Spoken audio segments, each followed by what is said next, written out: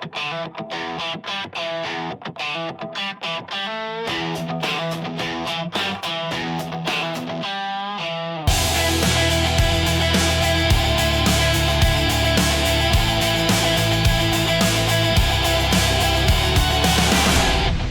to the All Access Entertainment Podcast. I am your host, Joseph Bruen, here with a very special guest. You've seen him, but you haven't seen him behind the scenes, a big part of the movie industry, production assistant. He's been a personal assistant, of course, producer. He's worked with giants in the industry, and he's been a big part of giant films. And today we're going to talk about them. Ladies and gentlemen, the one and only Mark Marshall. Thank you so much for being here. Well, thank you, Joe. It's a pleasure. Pleasure to have you here. And, let's kind of take a deep dive and rewind to the beginning.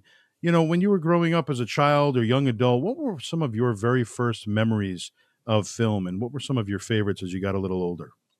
Well, I think like a lot of kids, especially in middle America, the memories are Disney films.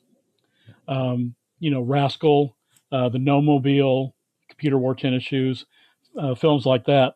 And those were Saturday matinees. But that was at a time in the distant past, in the 60s, when you could go to a movie and pay one price and sit through all the showings. They never kicked you out. So I got very well acquainted with Disney films, but didn't really understand or appreciate, how they were made, and didn't care. Like I said, as long as I had my snacks and stuff, then I was fine. But it was on the television late night after the local news around 10:30. There was a show on the ABC affiliate KOCO TV called Five Star Theater, and they showed a classic movie 5 nights a week, and it was Sergeant York and Laura and How Green Was My Valley, Young Mr. Lincoln, films like that, and I was fascinated with them, although I may not have quite understood what they were about. Visually, it was intriguing. And as I grew up, I learned more and more about the film industry. Never thought about having a career in it at all. But I was a very type A personality. It was tough for me to sit still for 5 minutes. I guess today I'd be ADHD, but then I was just, a rambunctious kid. And we were limited in our television viewing. So we had to play outside and develop our imaginations. Yeah. So that kind of figured in later, but it was really those films that influenced me more than the Disney films.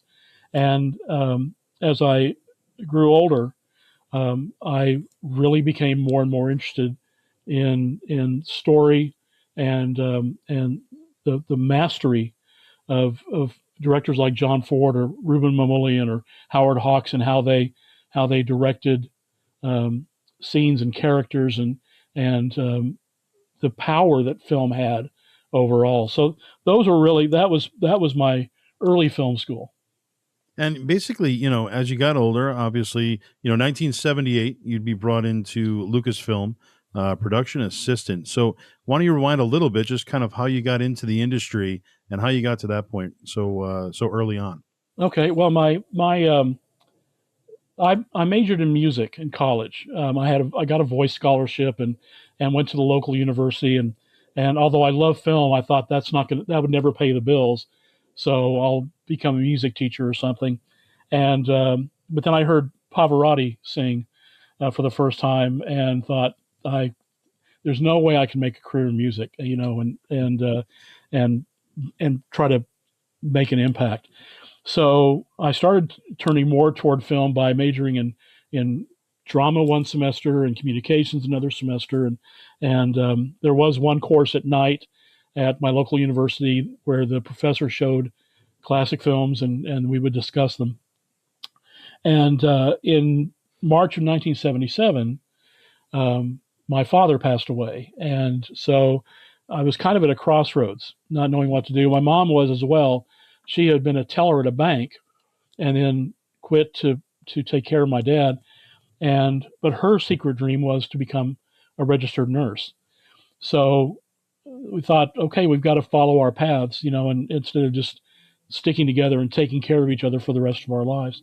Sure. And I happened to see an ad in American Film Magazine put out by the American Film Institute one morning, the April issue actually, and it was there was an ad that said, we are USC is having a summer workshop with Universal Studios, 6-week course, and you can make little Super 8 movies and spend 2 days a week at Universal learning from the masters. And so I applied, not thinking I'd get in. There were only 50 spots available. But because I got it in so early, I got accepted.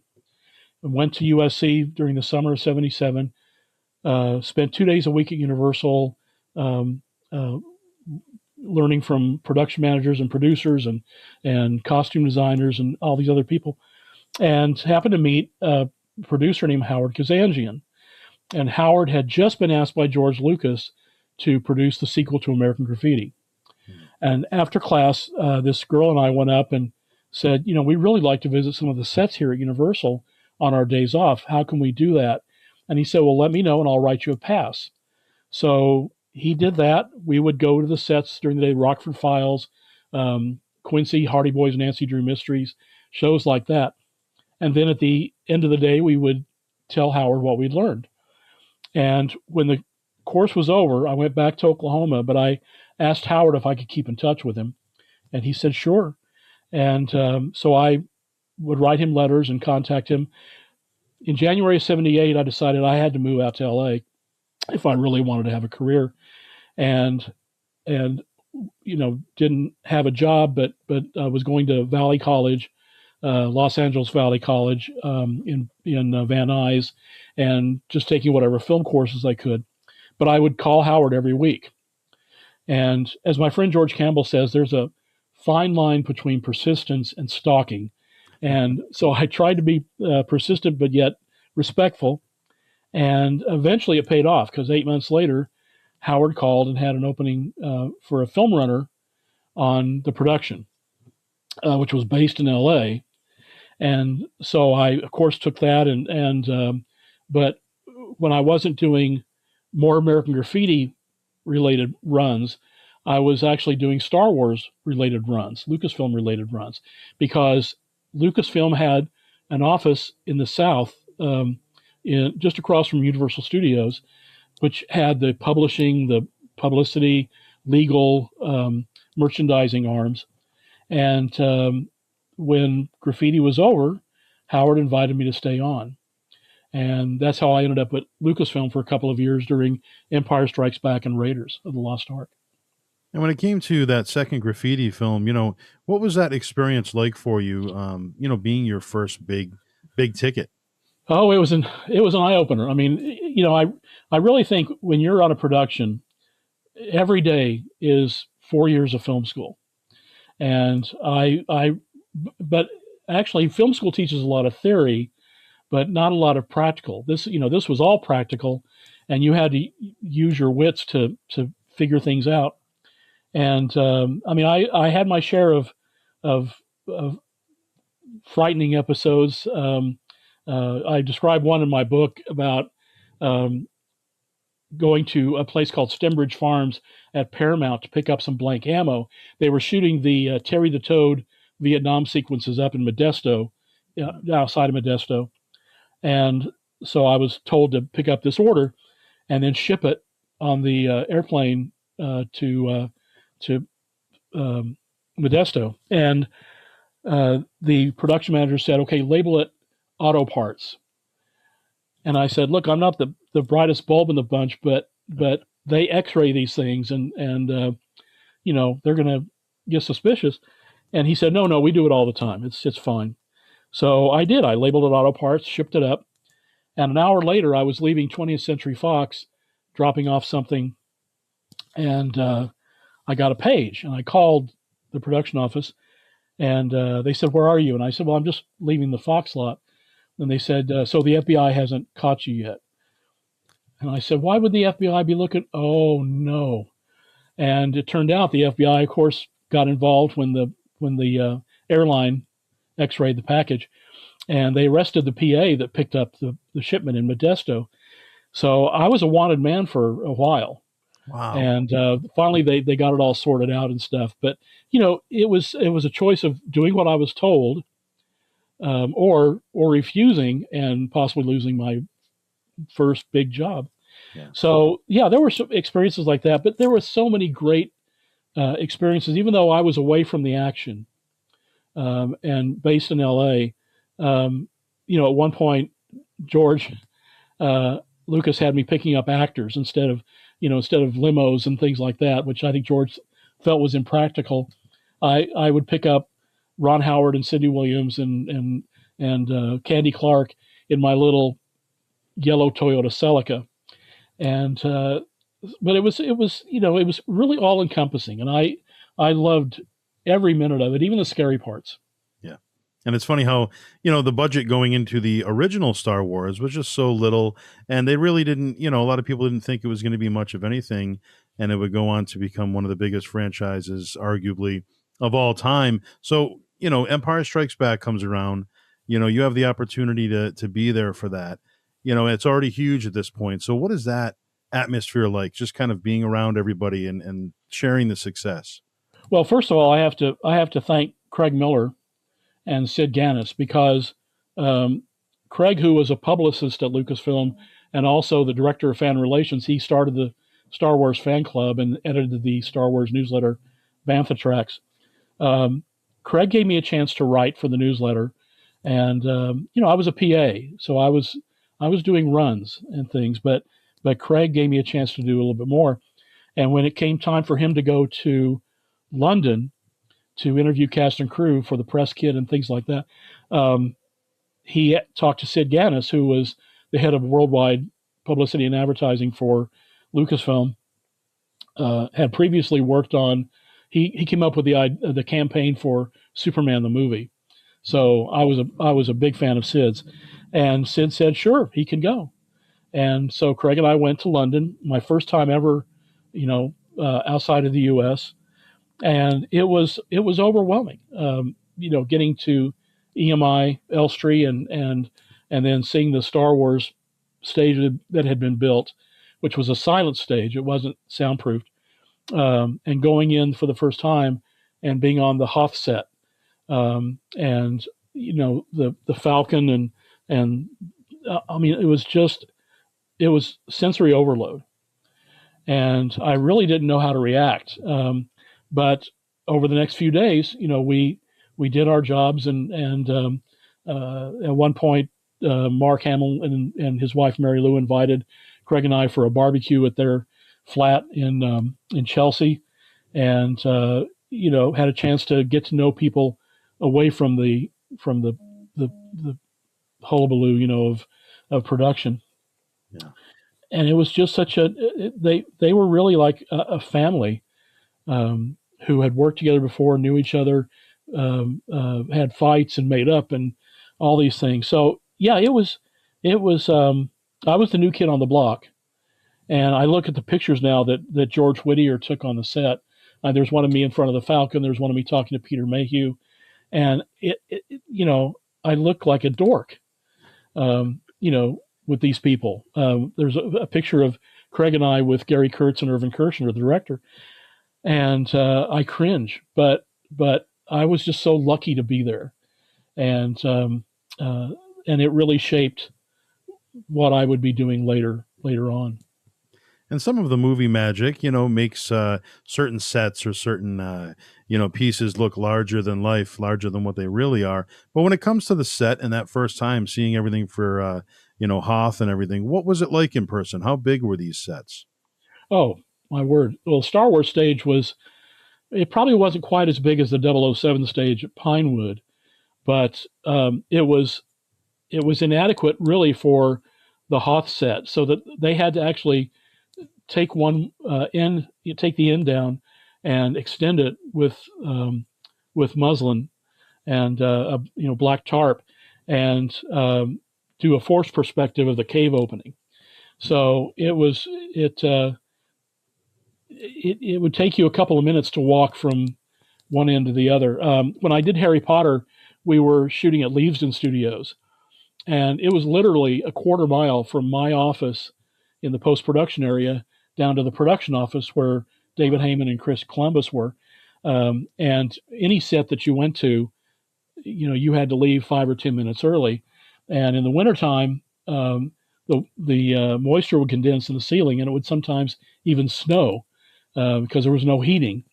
So the Star Wars stage was probably a little more advanced than that, but it was still rudimentary in that it was not soundproofed.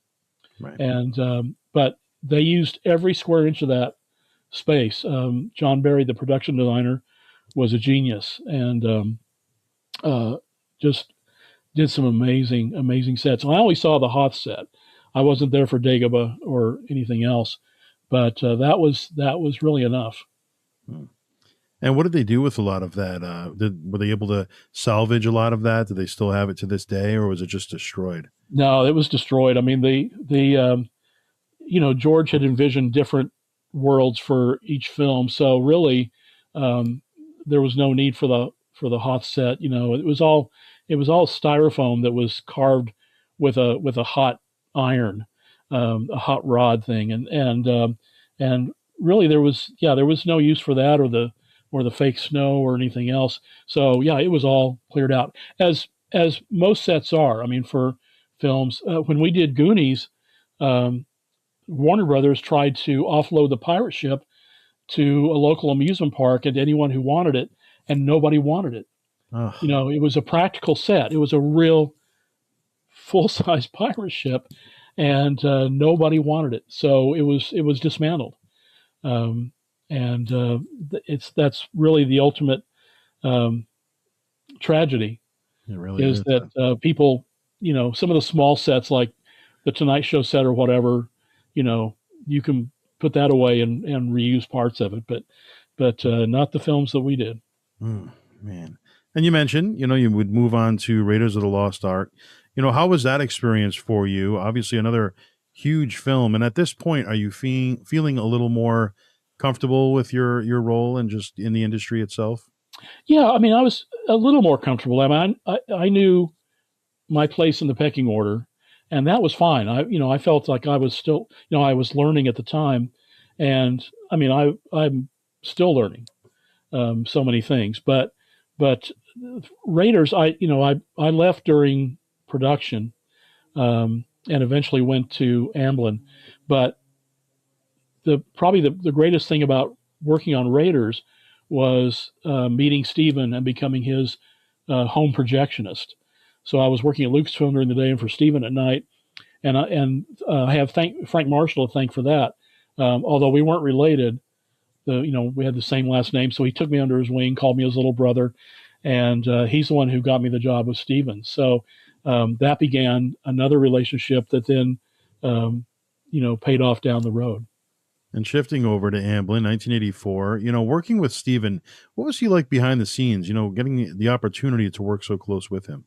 Well, Steven was very focused. I mean, his life literally was film, and our job was to take care of his life so that he could do what he did best, which was dream. And so it was. I mean, we didn't have wild parties or anything else. Stephen would go home and watch a movie, and it. So it was. We were a family, and I came to love all the people I worked with there, and Steve and I had tremendous love and respect for, but it wasn't hey, let's go get some iced tea after work, because Stephen wasn't built that way, and his most productive period was really during that time that I was there, with doing 5 films the first year, or actually 85, and so. But I'll tell you, Amblin was the most amazing place, and I think Stephen knew that we were going to be spending a lot of time. There were only 28 of us working there, and we did 5 films, a year. So Amblin was the most comfortable place you could imagine. We had a game room with 6 upright video games and couches with fireplaces, and we had a full kitchen. We had a gym. They even eventually had a daycare center. They had a dog run outside. Everybody brought their pets, and it was just it didn't really feel like work. Yeah.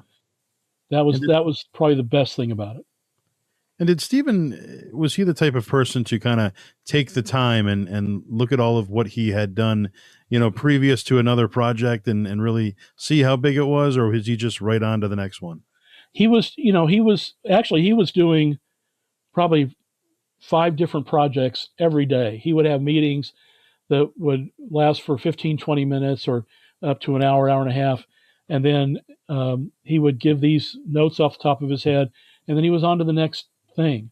Because that first year that I was there, we were in pre-production or production on Goonies, Back to the Future, Young Sherlock Holmes, The Money Pit, and Color Purple. And he was doing Amazing Stories, which he directed 2 in a span of 3 months. Hmm. So it was wild, it was crazy, it was frenetic. We worked 20 hours a day, and we loved every minute of it because we were feeding off of his creativity, Yeah. and that is really energizing. The Goonies, 1985, literally my favorite film of all time since I was a kid. It really, it's never changed. It's always been a favorite of mine. I used to have it taped off of television, and I would watch it over and over as a kid and just wear the tape out. And since then, I've gotten every version of physical media that has come out, whether it's a Steelbook or Blu-ray or whatever it may Wow. be. And just a huge fan of Goonies. So I would love to hear your experiences specifically, working on that film and any stories you may have from that. Oh gosh. Well, um, Chris Columbus came to Amblin, had an office down the hall from Steven, and he was writing this film called The Goonies, and we had no idea what it was.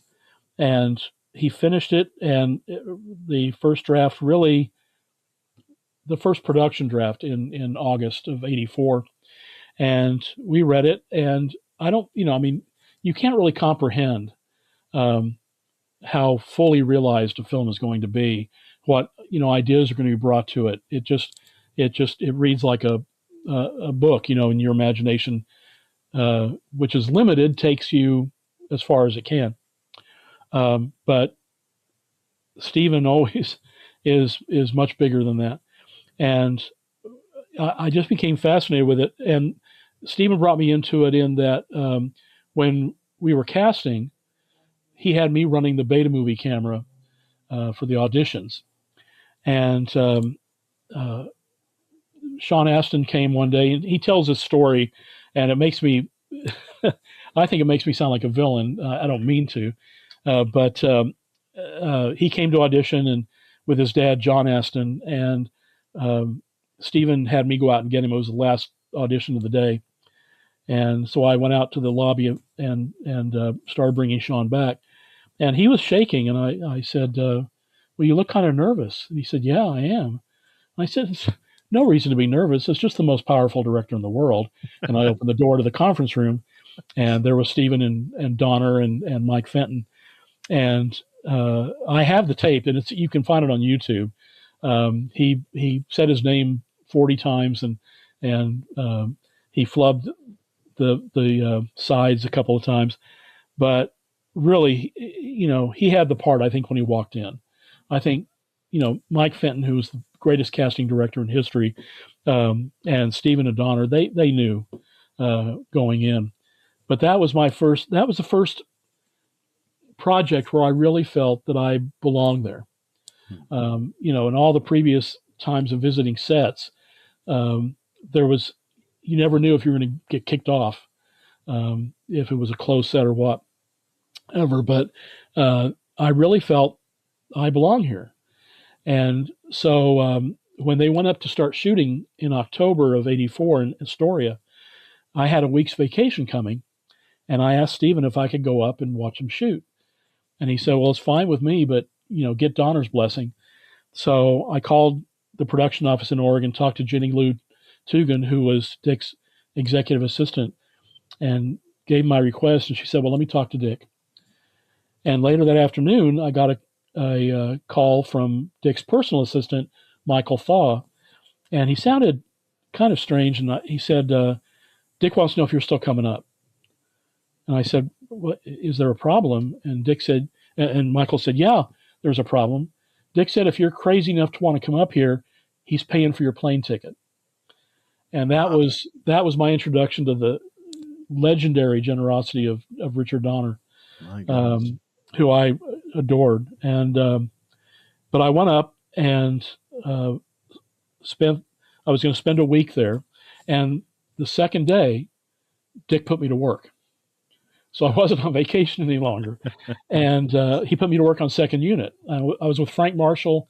The first set I worked on was the Victory Pyramid with Cary Green.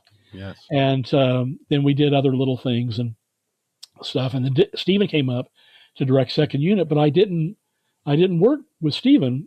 I was working with Donner, and ended up staying up there the entire rest of the location work. And then Warner's flew us home on a chartered plane. And then in early December, Dick had asked Stephen to direct second unit because, the kids were in almost every shot. There was just no way they were going to meet the schedule. So Stephen started directing second unit because I was his personal assistant. I was there every day.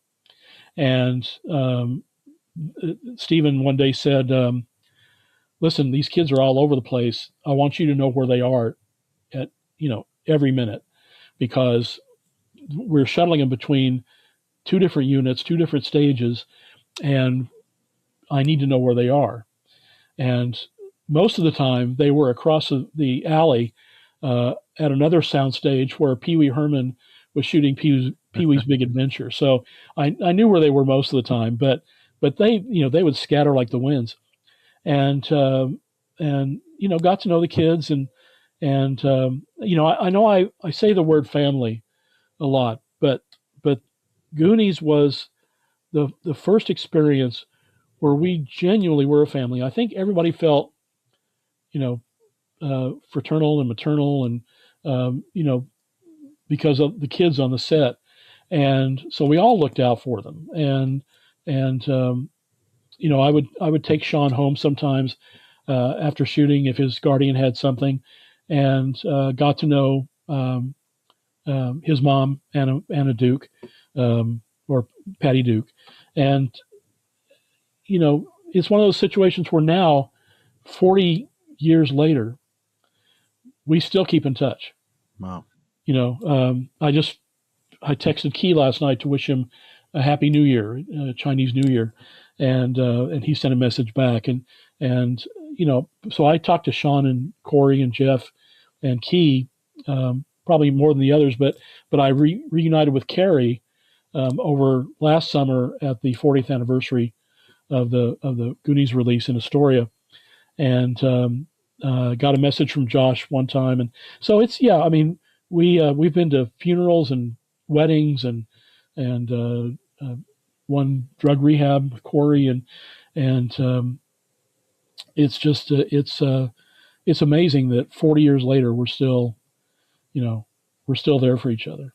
I feel like Jeff was such a special actor. I mean, he really had the talent, and you could see it.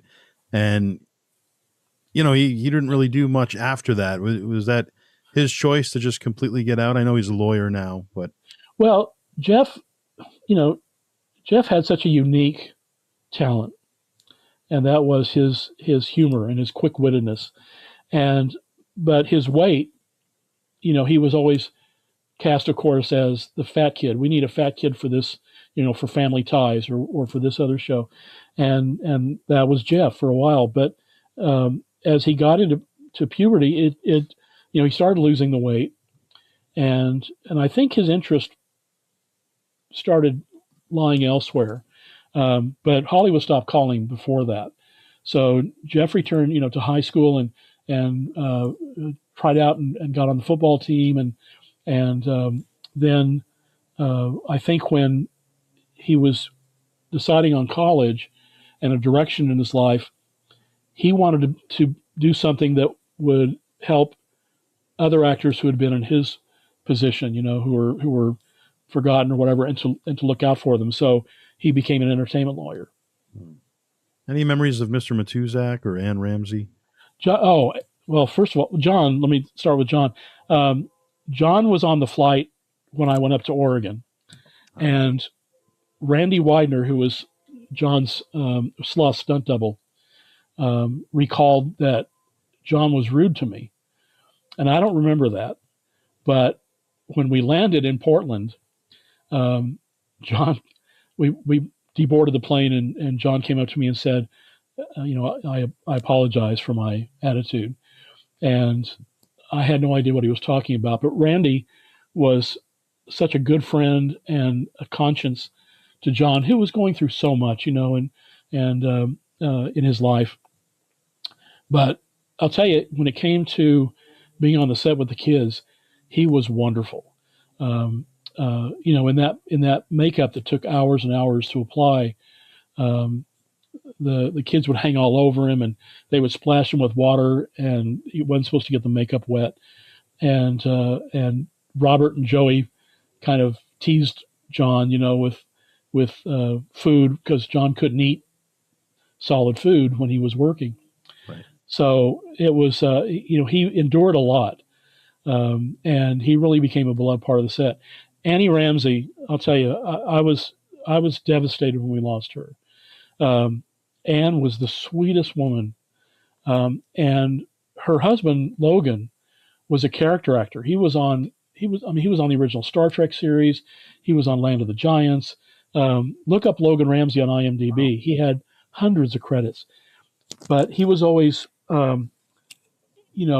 so happy to see her shine, and was just a very quiet and supportive husband. But Annie, Elaine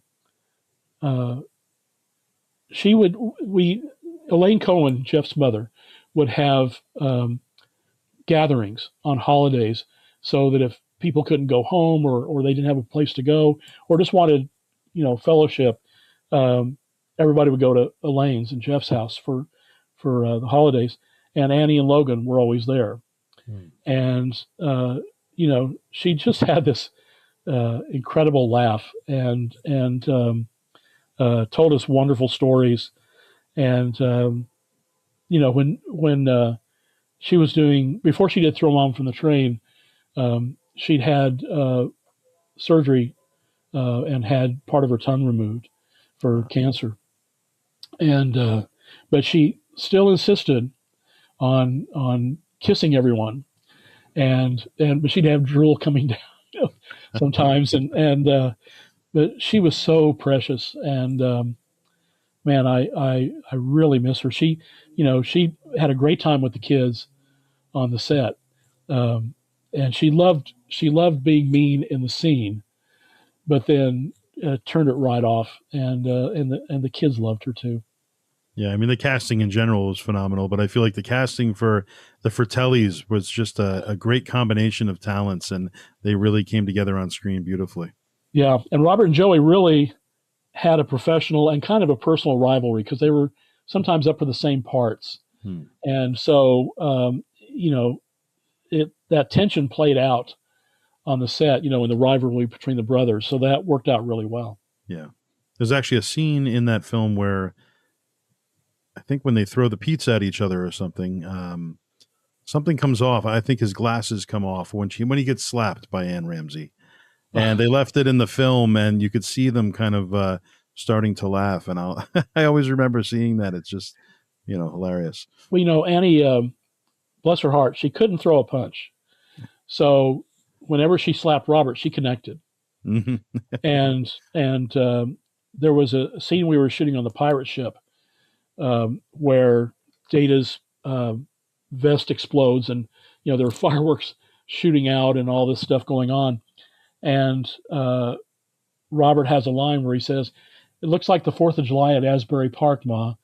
And Annie's supposed to say, "Shut up," and slap him. And So by the second take, Joey realized that if he kept muffing his line, they would keep having to do it over again. Hmm. And so by the ninth take, Robert's face was raw. And he even ad libbed a line that I thought was hysterical. I don't know if anybody heard it in the dailies, but at one point he says, "I can't hear out of this ear, Ma." And, but, and he was, bless her heart, and Dick finally caught on and put a stop to it. And the scene didn't make it into the, I think the glove comes out and that's about it. And the last question I had about the Goonies was the octopus at the end. Why was that not used in the film, being such a big production, it seemed, Well, the Bermans worked on the octopus and it just didn't look right. And so I think, they were kind of on the fence about including it, but when it kind of slowed down getting to the pirate ship, Dick said, "Yeah, lose it." It was the same thing with, although the whole sequences weren't shot, but the gorillas, which Stephen wanted and Dick didn't, and it just didn't work. So Dick was happy to lose that subplot. And you'd continue on with the Indiana Jones franchise, of course, Temple of Doom and The Last Crusade. Did you have a favorite out of the Indiana Jones films to work with? Well, I it's amazing because I came and went during the Raiders films. I mean, I was at Lucasfilm during Raiders. I joined Steven during post production on Temple of Doom, and then I left Steven during production of Last Crusade because I really wanted to get into production. And but I, because I one of my jobs in '84 was Stephen wanted me to accompany Key on all his press junkets because he wanted a familiar face there and he wanted someone to pick him up, and he wanted a personal kind of relationship instead of a publicist, or limo picking him up or whatever. And so I got to know Key and his family well, and so because of those memories, I'd probably say that Temple of Doom was my favorite. But obviously, it's hard to beat the first film, and the third film, its strength in the father-son relationship is unbeatable. So it's there are great things about each film. I think it's one of those franchises where, the original three were all so good, in my opinion. And you don't see that often. Sometimes obviously it'll deteriorate after part one, but they were all great in their own way. Well, and that's, part of that is thanks to George. George didn't want us to do sequels. He wanted to do stories, that fit together, and that's why Empire Strikes Back isn't a rehash of Star Wars. It's its own film, and then Jedi as well. So, yeah, I think that's what sets those apart. Even though Godfather 1 and 2 are, a little similar, the dynamics are different, and it takes Michael's story, further in establishing him as the new Godfather. And so I think those filmmakers, George, Stephen, Francis, really knew how to differentiate and not just go for a cheap sequel. That's why Stephen refused to direct Jaws 2. Hmm. And obviously, you mentioned Stephen, behind the scenes is just so driven and multitasking at all times. And that's just how he is. He's so dedicated. What was Richard Donner like behind the scenes, other than obviously being so gracious? Dick was larger than life. He had a laugh that you could hear clear across the Warner Brothers lot. And he used that really to great effect.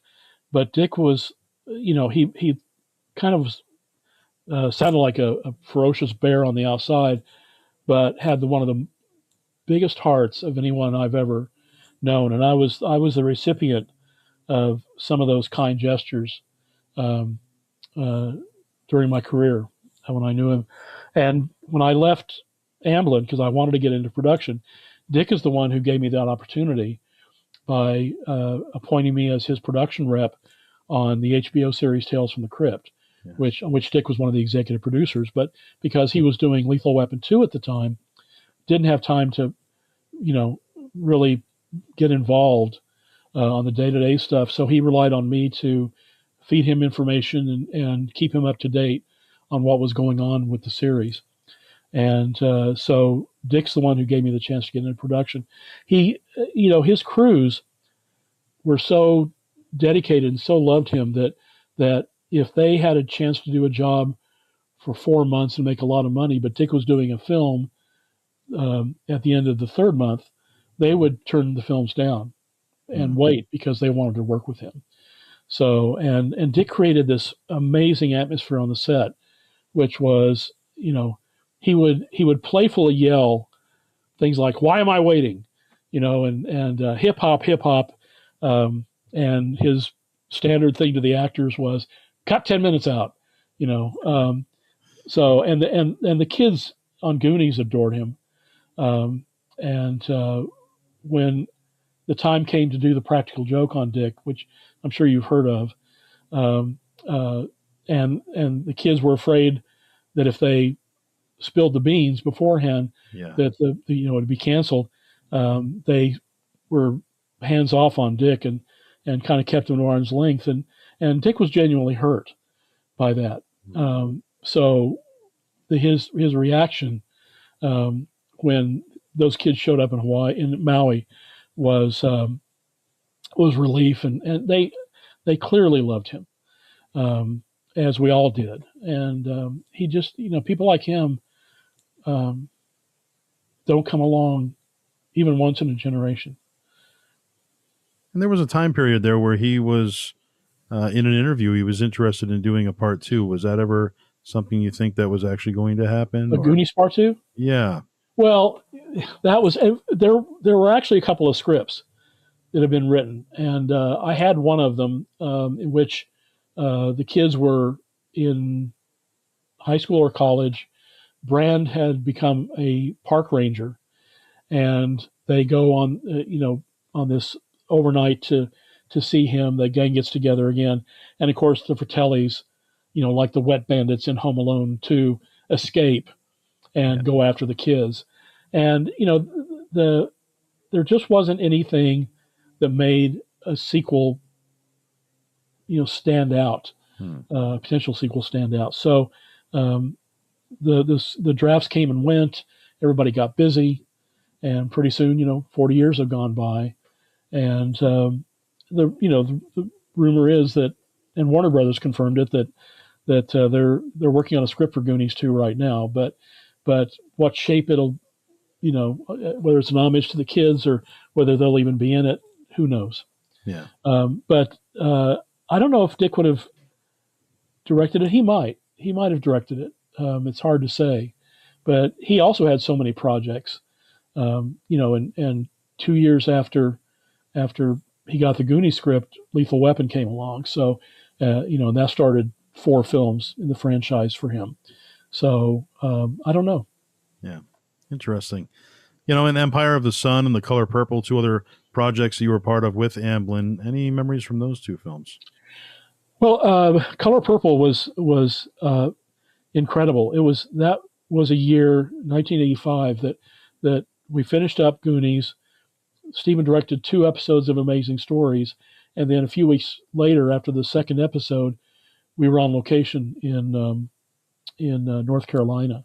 So, but it was really the first film that I've been involved in that was was adult driven, and so seeing the process from the beginning on that, Whoopi Goldberg's audition at Amblin in front of Michael Jackson and Lionel Richie and Quincy Jones and Stephen and the staff at Amblin was really fascinating, and then I was on location with Stephen during the time, and really had a chance to watch him direct, and I learned more about him as a producer than any other person I've ever really watched, because he was so organized and had everything in his mind. So yeah, it was a great experience. North Carolina summer was horrendous. You know, it was 99, 100 degrees with 90% humidity. Right. People fainted on the set Wow.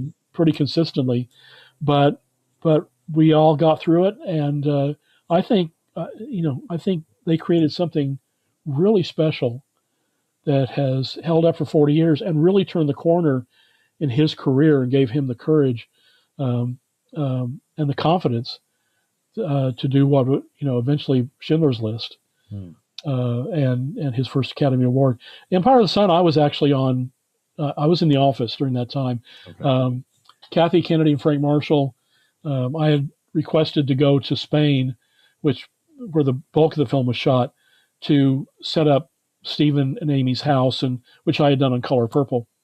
And they laughed at me and said, "We're not sending you to Spain," and because there was no one there to oversee, the request, a lot of things didn't get done, and that was almost my end at Amblin. But um, Stephen's secretary intervened and said he followed up on everything, and the production office said they would take care of it, and so Stephen understood. But um, it was really just and because I was in the office and taking care of things, kind of gave me a chance to learn more about a lot of things. I mean, scripts, story notes, things like that. So it was a time to sit back and learn a new set of things. But Empire was still a special project. I actually went to the Chinese consulate in San Francisco to get Stephen and Alan Davio and some of the key crew um, the visas they needed when they were doing location scouting, and that was an experience, Yeah. which I still have nightmares about. But no, it was really um, you know just typical of Stevens Productions, went like clockwork. Yeah. And eventually you'd work with Jenny Liu, of course, Lethal Weapon 3, Radio Flyer. What was it like working with her as opposed to the others that you've worked with prior? Jenny, I knew Jenny from Goonies, and I would socialize with she and her husband Jim, and the so of course I knew them as friends, but when I went to work for her, I was so intimidated by her because Jenny is one of those great producers who's always thinking 10 steps ahead and is so great at anticipating every problem that can come up and tackling it first. And I was just trying to keep up. And at one point, Jenny told someone that she didn't think it was going to work out. Was on hiatus from Tales from the Crypt, and Radio Flyer was going into production, so Jenny brought me on as her assistant. And again, I would try to keep up, but eventually it smoothed out. So by the time that we were shooting Free Willy, and she made me associate producer, that relationship changed and it grew in another direction. And she is just one of the dearest people I've ever worked with in this business. Hmm. And you were a part of all three Free Willies there for the trilogy. What was that like being a part of that in a bigger role now? Now you're associate producer. Well, it was a whole new world in that that I was being tasked with things that I never had to deal with as an assistant or whatever, and so it made me grow up fast. And the one of the other things was that Jenny had said before we started shooting, said you're going to be doing post production, and post production was the biggest mystery to me. And I had done limited stuff on Radio Flyer, but not to the extent that I was going to be doing the work on post production on Free Willy, and it that opened up a whole new world, and one that I fell in love with, and then became a post supervisor later. Um, it, you know, it was wonderful in that I had the insider information on the workings of the production, and so I understood why decisions were made. We replaced a director at the 11th hour. Uh, the Simon Windsor came in and agreed to do it and did just such an amazing job. And that set up a relationship where I ended up doing his next film too. But I'll tell you, it was if it's an intense situation because again, you're thrown in the deep end and you're told to figure it out and do it on your own. And it gave me a chance to mature a lot. So I was able to anticipate by the time we started Free Willy 2, I was able to anticipate what was required to get the production ready to start shooting. So that was a key time in my career. And fans that aren't familiar with that process, what is post-production like? What goes into that? Well, post-production is, in a nutshell, for me, is where the movie's made. Shooting is a formality. You have to do it. You have to get all the material. But the movie is shaped in the editing room, and it's enhanced with sound effects, with music, with visual effects. And that all falls, into the area of post-production. And so to the point where what you see in the movie theater, if it's projected properly, is what the filmmakers intended you to see. And I really loved working with editors and composers and sound editors. It's just fascinating going into that world and watching how they shape a movie. How a sound effect can what it can do in a film. And then because of my music background, getting to work with people like Basil Polidorus and John Williams and John Williams, it was such a treat.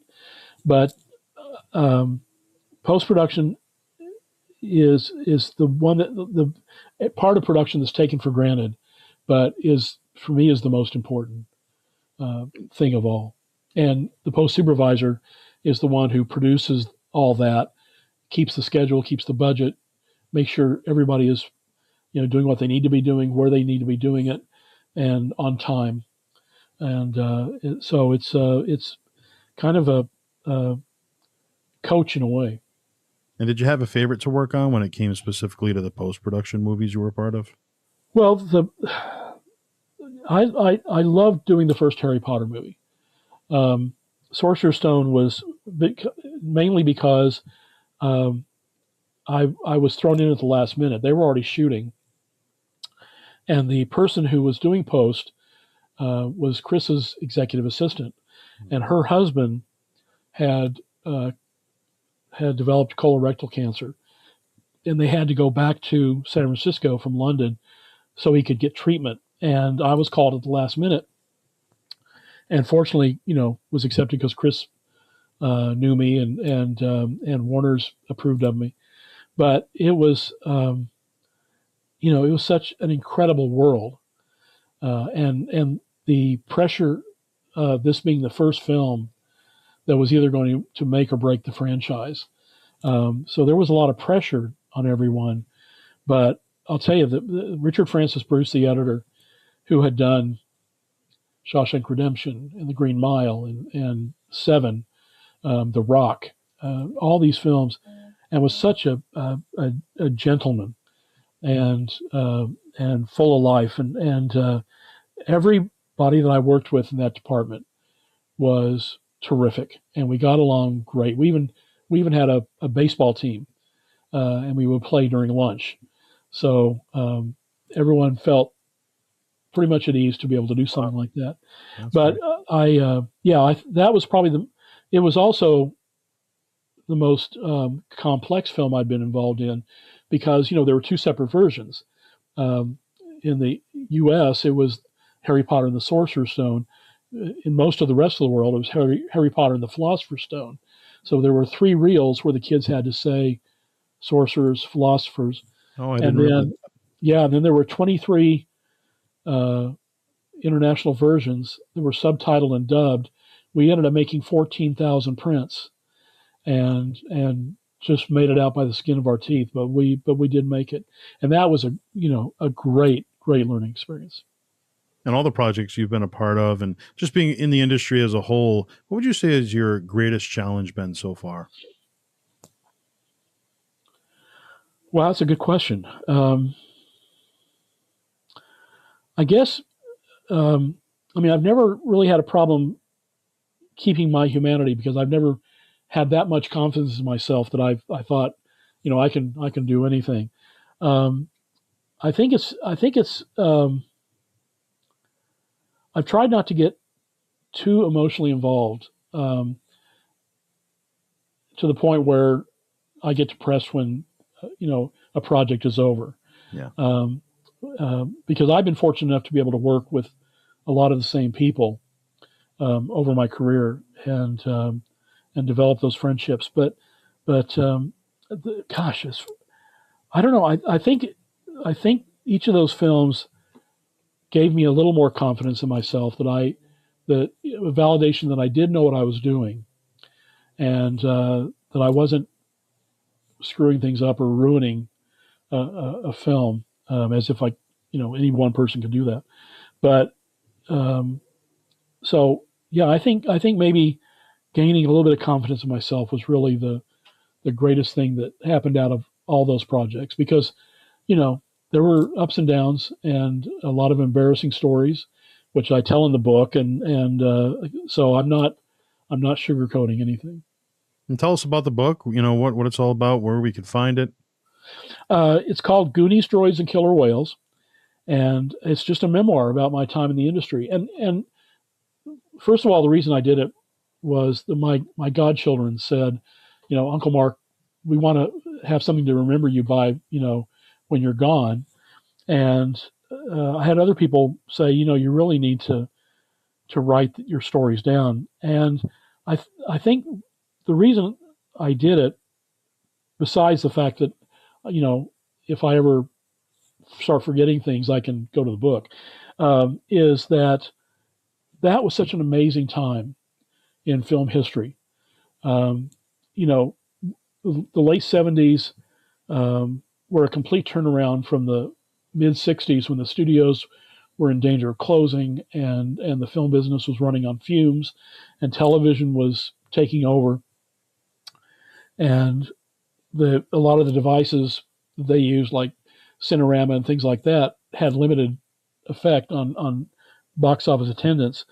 So that by the time Jaws came out, and then Star Wars, and then when I joined in '78, the industry had been revitalized, and it was such a prolific period.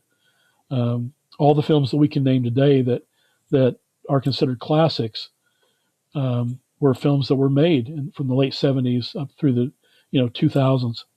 So it's really kind of an homage to film history as well. And a lot of young people today who want to get in the film business, they're never going to hold celluloid in their hands. They're never going to see these dummy units in the on the mixing stage holding 35 millimeter mag film, all running synchronously. It's all digital now. So it's kind of the romance of the film era, and so that was really what I hope gets across. But it's available on Amazon. The Kindle version's also out, and I'm currently working on the audio version. Excellent. Which I hope to have out in the next couple months. Okay.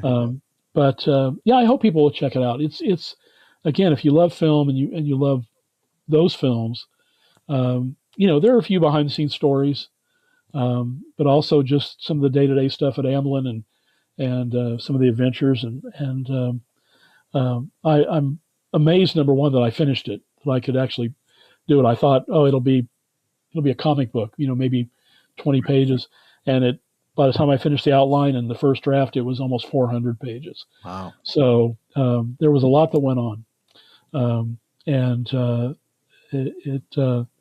I was very, very fortunate to have the career that I had.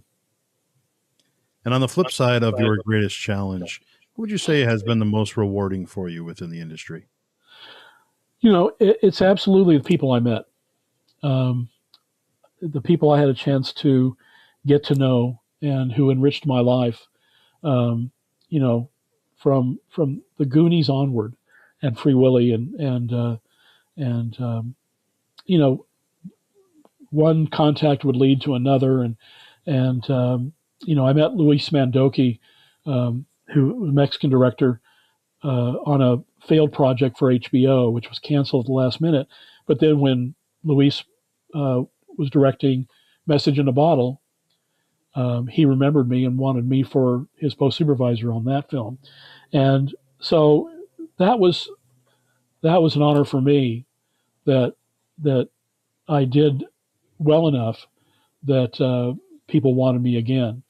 And but getting to know Dick and Jenny, Stephen, Kathy and Frank, Mike Fenton, um, uh, and Chris Columbus and David Heyman, all the people I've met have impacted my life in one way or the other, and I'm just grateful to have them in my life. And I mourn each one of them when they, losing Dick was devastating, and fortunately, I can hear his voice in a lot of interviews that he's done, and some of the video that I shot. So they never really die. No, his legacy will live on for sure.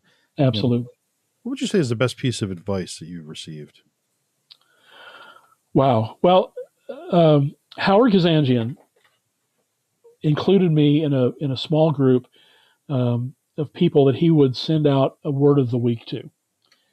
And the one that has always stuck with me, that I haven't always managed to do, was the word anticipation. Because that saves a lot of heartache and headaches down the road. But I've tried to take those words that he sent to heart, and it's really helped.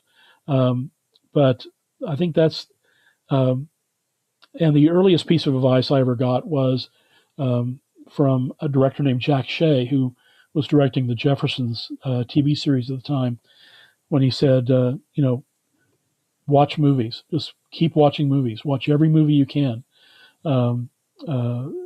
and that developed my film language and really helped me. So because it gives you kind of a shortcut when you're talking to people about ideas or what you're looking for to get a certain result. So yeah, I there were a couple of big ones, but Howard, I think, had the biggest influence in that respect. In 2018, you would work again with Sean Astin. Remember the Sultana? He would do Yes. some voice work on there. What was it like, just kind of reconnecting with him on in a project, and also what the inspiration was for that project? Well, my brother found the story of the Sultana when he was down at Andersonville National Park, and I was over in London on Potter, and he emailed me and said, I have a project that we need to do together when you're home. And it was a fascinating story about a Mississippi steamboat that was carrying over 2,000 Union soldiers home after the war ended. And it exploded just north of Memphis, killed many of the soldiers and the passengers. The boat was designed to carry 376. There were 2,300 people loaded on that boat. And but it had been forgotten by history. And I was amazed how few people, especially history professors or teachers, knew about that event. Maybe 2%. So when I got back, my brother and I started working on it, and we put our own money into it and got to it. We did these trips through the South and the North, and had so much footage. Did interviews, and I put it together. Got a half hour of it put together, and we kind of ran out of money. And then I got a Warner Brothers feature and had to leave for a few months. And it just kind of fell by the wayside. And at one point I said, hey, we tried, we did our best. And my brother, who was a very good and honorable man, said, we made a promise to the descendants who met every year to get people to remember the Sultana. That was their whole mission. Yeah. And we had interviewed many of them. He said, we promised them that we would do this, and we're going to do it. And by that time, we were just a couple of years away from the 150th anniversary. So we did a Kickstarter campaign. Didn't do well. I mean, and halfway through it, I called Sean and said, hey, would you consider narrating this project? And he said, well, let me take a look at your Kickstarter. So he called me back about 10 minutes later and said, not only will I narrate, I want to executive produce, but I want you to take down the Kickstarter right now, which I did. I went back out to LA for 6 years. I was in Oklahoma at the time, and met with Sean and a campaign manager that had handled a Kickstarter for him. And we refigured it and had a successful campaign, raised a little over $100,000. And Sean was a big part of that, in that he went to the mat by doing a reading of one of the books on the Sultana from Knoxville to Memphis, and wow. People just poured in. So it was amazing, and we shot it in 2014. And when it was all done, I rented a space in Glendale, got an editing system, and did the first pass, and then hired a great editor named Dave Edison, who really put that thing into shape and finished it. And we premiered it on the 150th anniversary at a theater in Memphis. And then it was released, and it's on Amazon. It may be for free on YouTube. I don't know, but that was a really that was a labor of love, and I learned so much about Sultana, the injustice that was done. But yeah, I'm really proud of that project. And Sean, like I said, just gave 150% to make that happen, and so I'll always be grateful to him. Now, I saw something online. It was the Life After Goonies documentary.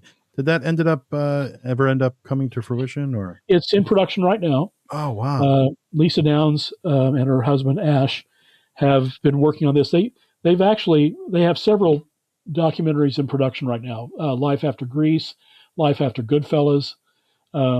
They'd already finished Life After Flash, about Flash Gordon in 1981, and Life After the Navigator, in which they brought Joey Kramer back, and it's a fascinating story with him, and really gives heart to that documentary.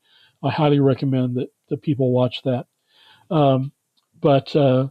So Lisa and I met actually back in 2017 at the Smokehouse in Burbank, and she said what she wanted to do, and I said, listen, I'll help in any way I can. She ended up interviewing Donner before he passed away, thank God. Wow. And but really started in earnest after doing a Kickstarter campaign.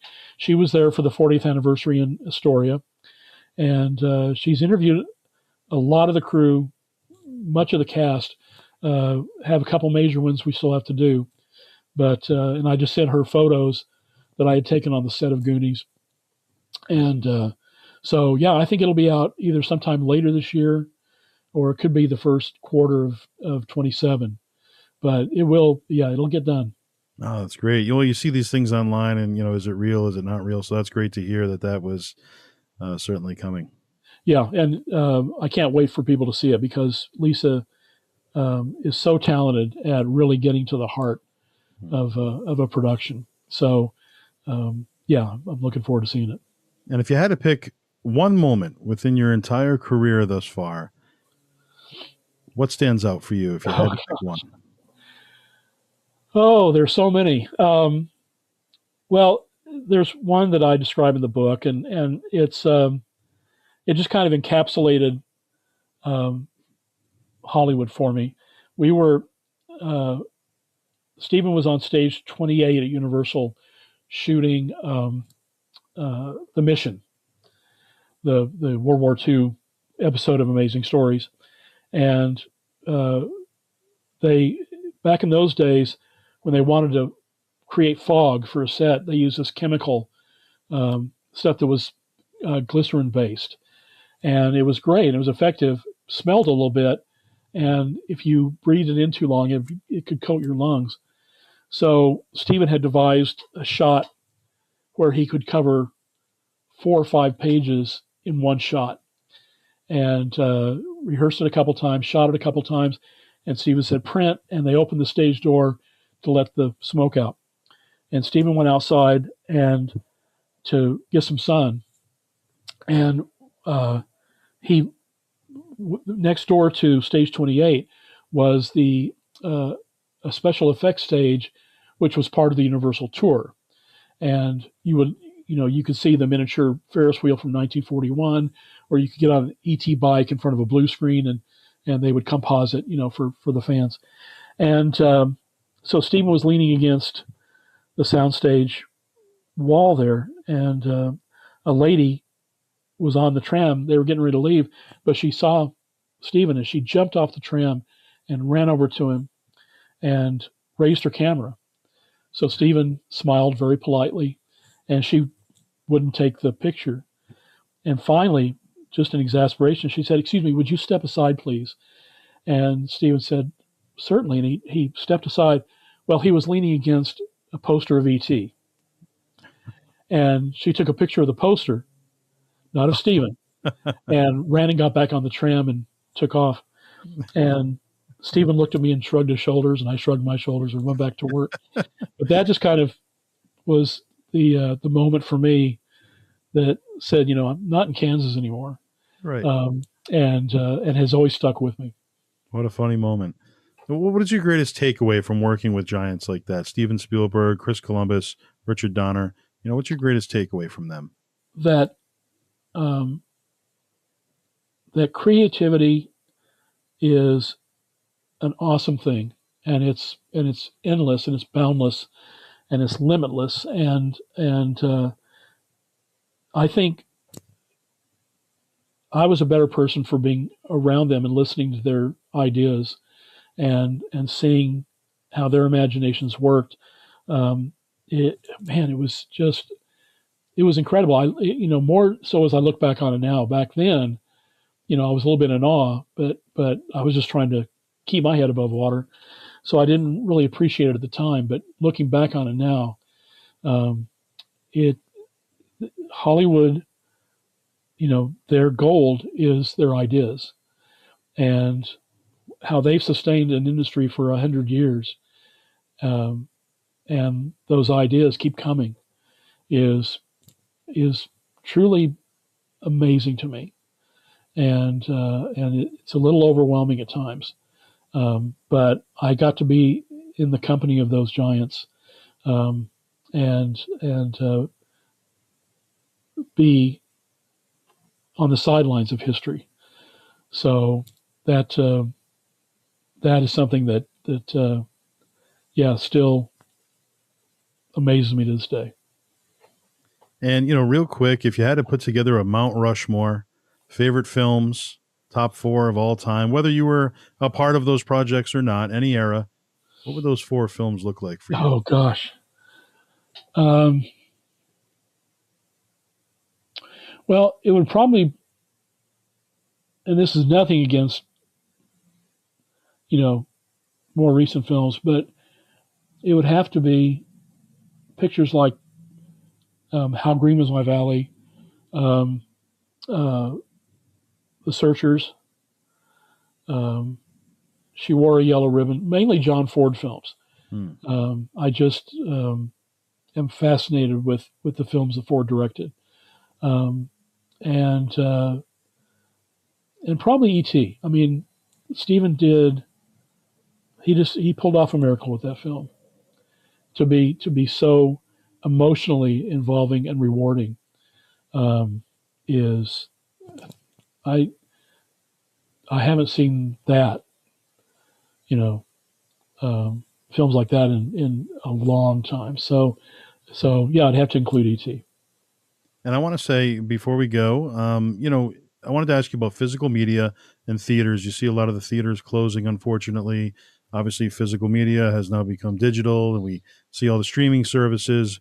What's your take on that and where we've come and kind of lost a lot of that? Well, I think yeah. Listen, I entered the industry at a time when everything was tactile. The celluloid you could run through your fingers, the smell, and the smell in the lab when it was processing.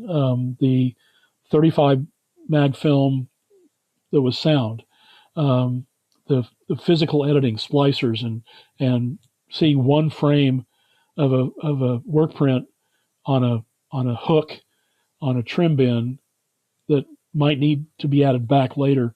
It was such um, a physical process. Um, I know it's become so much easier, and now the good news is anybody can make a movie. The bad news is anybody can make a movie. Right. So uh, I think we need to reinstill in people that story is still the most important thing. Story is still king, and without a good story, it doesn't matter how flashy you are, it's not going to resonate. Um, the industry is going through a very difficult time right now, and I don't know what's going to happen on the other side. I know that some actor, I can't recall who, feels that in 5 years the studios are going to be rental facilities only, and I've kind of felt that way for the last 20 years. But they've hung on. They don't fully finance films anymore. You have to have outside financing brought in, and the other downside is that whereas we used to have storytellers in the executive ranks, we now have MBAs, and that's caused, I think, the industry to lose some of its luster because we're looking at cookie cutter movies and plots and things. What's going to make the most money, not what's going to um, deliver a powerful um, feeling to the people who go to see it. Um, you don't find any movies anymore where 300 strangers sit in a theater and have a common experience. I was lucky enough to remember the experience in Jaws when Ben Gardner's head popped out of the boat, the screams, the applause at the end, or the cheering in Star Wars and Empire. Um, and we don't have that anymore. Media is on a little 3-inch, 3.5-inch screen, and not on a big screen, which is the way it was intended to be seen. The good news is you can access almost any movie. So if you're curious about something, you can see that if you have the attention span long enough to appreciate it. Um, I would advise people, even in the age of streaming, um, keep adding to your physical media. Your DVDs, your Blu-rays, your Laserdisc, whatever, because they can take the digital media away at any time, but they can't take your DVDs and Blu-rays away. Right. So I think that we're kind of at a crossroads, and it'll be interesting to see whether the love of movies wins out or the love of money wins out. Yeah. Big supporter of physical media. My wife and I, we have about 3,000 or so. And Wow. yeah, we have quite the collection, and I love supporting it, and I hate to see it go. So you see some coming back a little bit, which is nice, and some companies releasing DVDs. So keep it afloat is what I'm here to help you with. Absolutely, and the anniversaries of films, um, like this year, the 40th anniversary of Short Circuit. Last year was the 40th anniversary of Goonies and Color Purple, and uh, those kind of reintroduce the generations to these films, Yeah. and hopefully, like I said, they have the attention span to sit and really enjoy and appreciate it and absorb it. And in closing, fast forward years from now, looking back at your career as a whole, what do you want your legacy to be? How do you want to be remembered? Well, I'd like to be remembered as a good son, a good brother, a good friend, because they're not going to. I'm not going to have my IMDb credits on my tombstone. It's going to be what kind of person I was. So I hope that is really the thing. But just that I was a part of film history in a way. A friend of mine said, "You're the Forrest Gump of film," and I didn't know how to take that at first, but he just meant that I was there at some key moments. So yeah, I mean, if I'm remembered as an observer and a participant, then that's great too. But I'd rather be remembered for who I was and not what I did. Well, Mark, thank you so much for being here today. It's been a pleasure and honor talking to you, and thank you for all your contributions. Well, Joseph, thank you. It was a pleasure, and hope we can do it again sometime. Absolutely. For the great Mark Marshall, I'm Joseph Bruen, and this has been the All Access Entertainment Podcast. Don't forget to leave a like and comment, and of course, hear from you, the fans. We'll see you next time.